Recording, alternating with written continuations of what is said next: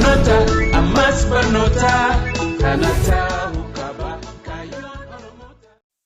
Hi guys, hashama harka bunee kabajamtootaa fi hordoftoota chaanala Hayyuu Multiimiidiyaadha. Egaa barnoota waadaa isiniif galee ture guyyaa irraa kana qabadheetiin isiniif dhufee jira jechuudha. Egaa akka guyyaa irraa maal laalla jechuudha. Paartii waan guyyaa irraa kana keessatti akkamitti akka thumbnailii hojjetan jechuudha. Thumbnailiin jechuun kun isa kana thumbnail jennaani viidiyoo irratti godhannaa jechuudha. Fuuldura viidiyoo keenyaatti akkamitti akka bareechinee professional akkana bareeda kana loogoo teenyaa hojii akkamitti hojjannaa kan jiru isiniif qabadhee dhufe.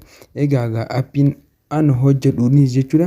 Appii isuma kanaan fayyadamaadha jechuudha. Isuma kana ugaa professionalatu jira. Appii kana linkii isaa zilaan isiniif qachaa laatanii buufachuu dandeessan. Haanarra olchinaa lagaa guyyaa biraatiin weebsaayitii kiyya irratti isin maxxansa baradhu.com kan jiru irratti amma gaamee seennee haa hojjennuun isinin jira. Appii kana irratti al tokkoof ni xuyxanii jechuudha. Appiin kun jalqabumaa kanatti isinii bana. Kanaaf appii kana kun iddoo pilaasii kana irratti al tokkoof ni xuyxan. Erga xuyxanii booda footoolee filattansa jechuudha. Baagiraandii wanta sana filachuu qabdan jechuudha. Thumbnailii hojjechuu deemtan sanii jechuudha. An kunnooti ammaan tana wanni hojjedhu kunnooti baagiraandiidhaan filachuu deema jechuudha. Baagiraandii kunnooti isa kanaan filadha. Egaa kana filattan baagiraandii kana hanqaan akkana ni filattan achi booda baagiraandii hanqa fitan keessaa katni gootan kun iddoo kana ni xuyxan tools kan jiru kana erga xuyxanii gaa kunooti crop kan jiru kana irratti ni xuyxan achi booda kunooti 16 ratio 9 kana kan YouTube kana irra ni xuyxan jechuudha. Achi booda akkana godheetiin iddoo namni tokko hin jirre kana irra geeffadhee achi booda right kan jiru niin tuqaa jechuudha. Ergaan tuqee booda gaa kunooti akkanatti naaf baasaa jechuudha. Erga inni akkanatti nuuf baasee booda wanni nuti godhuu qabnu akkanatti naaf baasa gaa. Amma achi booda kunooti jala kanarra tuulsii hedduutu jira. Akkana soo fuudhaan kunooti add photo kan jiru irratti al tokkoof niin tuqadha jechuudha. Ergaan tuqadhee booda kunooti gaa ammaan tana akkana gaddeemuudhaan photoon an irra godhachuu barbaade galaana gaaromsaa kunooti isa kanaan filadhee isa kanarratti al tokkoof niin tuqa. Add gizee inni naaf ta'e asirratti addii kanarratti niin tuqa jechuudha.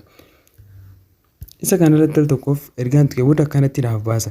Achi booda akkasumatti crop niin godhadha kanatti egaa irraa muradhee booda achi booda kunooti kana gaddeemuudhaan jala kanarra kunooti iddoo kanarra cut out kan jiru kanarratti al tokkoof niin tuqa. Achi booda gaa kunooti isa person kan jiru kanarratti tuquu qabna jechuudha. Person kan jiru kanarratti erga personii kanarratti tuqnee booda akkanatti irraa nuuf diimeessaa jechuudha. Achi booda gaa kunooti mallattoo raayitii isa gubbaarraa kana ni xuqnaa jechuudha. Erga irratti xuqnee booda kunooti boota isaa kanatti kophatti naaf baasaa jechuudha. Achi booda iddoo tokko kanatti tolchee niin kaaya. Ergaan kaayee booda kunooti iddoo isa kana errors kan jiru iddoo kana niin tuqaa jechuudha. Iddoo ergaan tuqee booda kunooti errors kan jiru isa kanarratti niin tuqa jechuudha. Ergaan tuqee booda isa kana kunooti akkana guddiseetan isa kana immoo hardiness kan jiru kana dhumarra niin geessa. Kanaas kunooti 70 irra niin geessa. Achi booda kunooti harka keessanii qabdanii kunoo akkana gootanii jechuudha. Footoon kun bareedeeti jira jechuudha. Achi booda right ni gootan jechuudha. Erga right gootanii akkanatti nuuf dhufa jechuudha. Akkanatti erga dhiiftanii booda gaa ammaan tana akkana erga gootanii booda loogoo keessan irra kaa'attan jechuudha. Loogoon keessan jalli bilaakii ta'uu qaba. Add kan jiru kanarratti ni xuqnaa mallee. Add kan jiru kanarratti erga xuqnee booda kunooti gaa loogoo keenya barbaadachuudhaaf yaanaa jechuudha. Kunooti loogoo kiyya pixlab kunooti addoo kana gaddeemuudhaan loogoo kiyya barbaadachaa jira.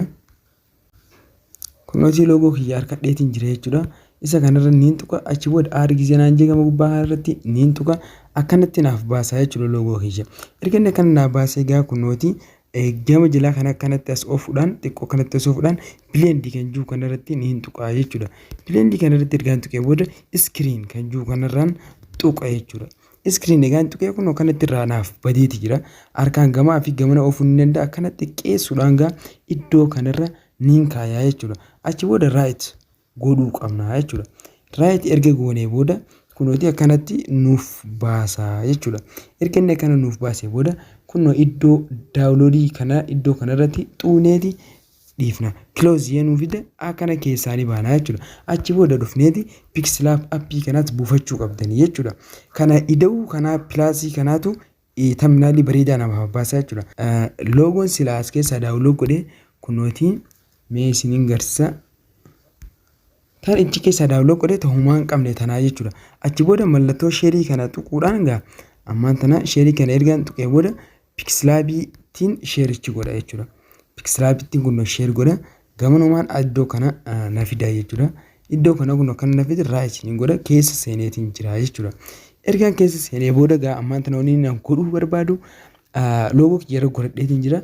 Iddoo pilaasii gama gubbaa kanarratti niin tuqa. Achi booda teekistii kan jiru kana niin tuqa.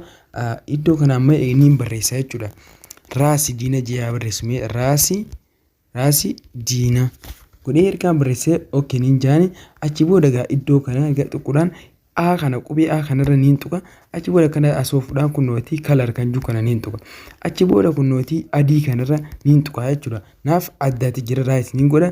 Achi booda akkanatti gamaa gamna ofuudhaan kunnootii faanti kan jiru kanarratti niin tuqa.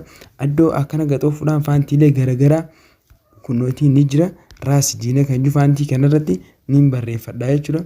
Ergaan akkana barreeffadhee booda gaa kanatti iddoo kana dhufuudhaan gaa speech kan jiru kana barbaaddatanii irratti tuutan. Achi booda kana zeeroo qabdanii yoo kana sheetan akkanatti ni bal'atanii xiqqaata akkana godhadheetan niin isa raayit niin godha jechuudha. Egaa daawwattoota kiyyaa fi hordoftoota kiyya paartii 2 keessatti wal agarraan isiniin jaagaa akkaataa bifa ajaa'ibaatiin edit godha jechuudha. Mee nageenyaaf turaa paartii 2 keessan ilaalaa.